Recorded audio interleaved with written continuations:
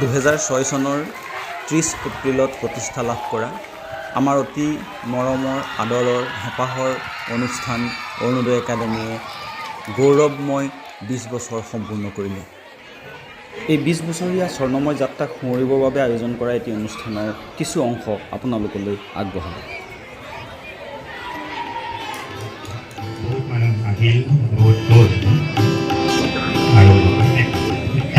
মানুহ 2006 পৰা আজিৰ দিনটোলৈকে নিৰৱচ্ছিন্নভাৱে লাগি থাকিলে। গতিকে সেই এমুঠিমান মানুহৰ আজিৰ দিনটোৰ অনুভৱ বাকীসকলতকৈ অকণমান হ'লেও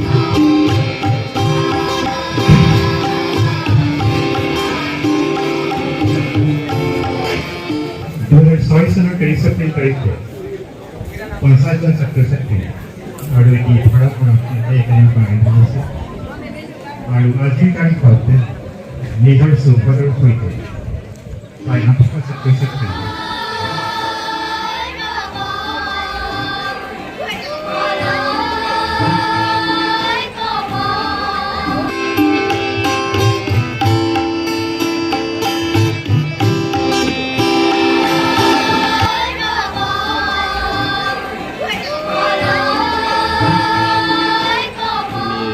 উপজা দিনৰ সকলোকে ওলগ যাচিছোঁ। It's the birthday of Arunodaya Academy, so we are all happy.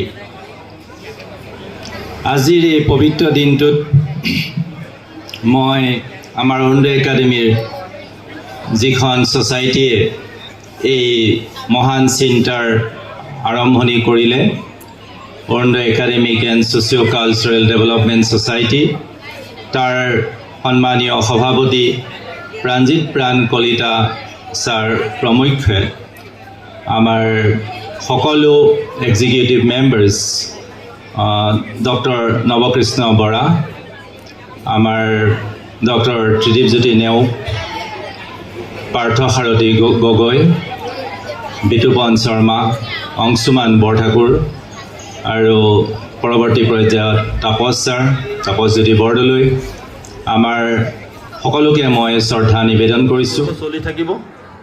যিসকল ছাত্ৰ ছাত্ৰী ইফালে ইফালে ঘূৰি ফুৰিছে তেওঁলোক যথেষ্ট কষ্ট হৈছে, হ'লেও আজিৰ দিনটোত যেনেকৈ 20 বছৰ আমাৰ প্ৰতিষ্ঠাপক সদস্যসকলে কষ্ট স্বীকাৰ কৰিলে, আমাৰ শিক্ষক শিক্ষয়িত্ৰীসকলে কষ্ট স্বীকাৰ কৰিলে, তোমালোকেও আজিৰ দিনটোত অকণমান কষ্ট স্বীকাৰ কৰি এই অনুষ্ঠানটো সাফল্যমণ্ডিত কৰি 20 বছৰীয়া যিটো আমাৰ জন্মদিন তাত উপস্থিত থাকি তেওঁলোকক প্ৰথমে মই তেওঁলোকক ভাবিছোঁ প্ৰথম এটা প্ৰণাম জনাওঁ, আৰু যিখিনি তেওঁলোকে ইমান চেষ্টা কৰি আমাৰ অনুষ্ঠানটো আজি এই পৰ্যায়লৈ লৈ আহিছে, আৰু হায়াৰ ছেকেণ্ডেৰী আৰু মেট্ৰিকৰ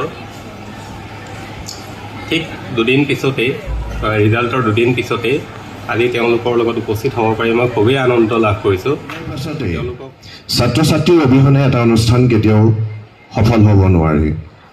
ইতিমধ্যে আমাৰ অধ্যক্ষ মহোদয়ে কৈছে যে ছাত্ৰ ছাত্ৰীসকল পতাকা স্বৰূপ, আৰু এই পতাকাখন এনেকুৱা এটা পতাকা যাৰ তলত থাকি বহুত সপোন ৰচিব পাৰি আৰু সমাজেও বহুত আশা কৰা মতে ফল পাব পাৰি। মই সৌভাগ্যৱান যে অৰুণোদয় নিচিনা পৰিয়াল সদায় মোৰ লগত আছে, আৰু মই সুখে দুখে অৰুণোদয় সদায় পাই আহিছোঁ। যিহেতু মই মোৰ পৰিয়ালটোক মই তেনেকৈ গুৰুত্ব দিওঁ, অৰুণোদয় পৰিয়ালকো সদায় মই তেনেকৈ গুৰুত্ব দিওঁ, সেইকাৰণে হয়তো মই এবাৰ চৰকাৰী নিযুক্তি লাভ কৰাৰ পিছতো মোৰ নিজৰ ঘৰ আৰু মোৰ অৰুণোদয় এৰাৰ কাৰণেও হয়তো মই এটা নিযুক্তি সেই নিযুক্তিটো মই গ্ৰহণ কৰিব নোৱাৰিলোঁ। সেইটো মই আজি কৈছোঁ। আৰু নষ্টালজিক হৈছোঁ স্বাভাৱিকতে, সকলোৱে গম পাইছে চাগে।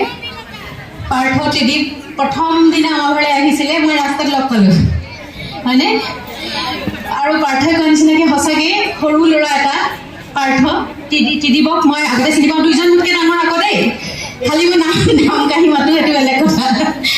তো দুইজনকে মই ৰাস্তাত লগ পালোঁ। মই তেতিয়া জাষ্ট মাষ্টাৰ্ছ কৰি ঘৰলৈ আহিছোঁ।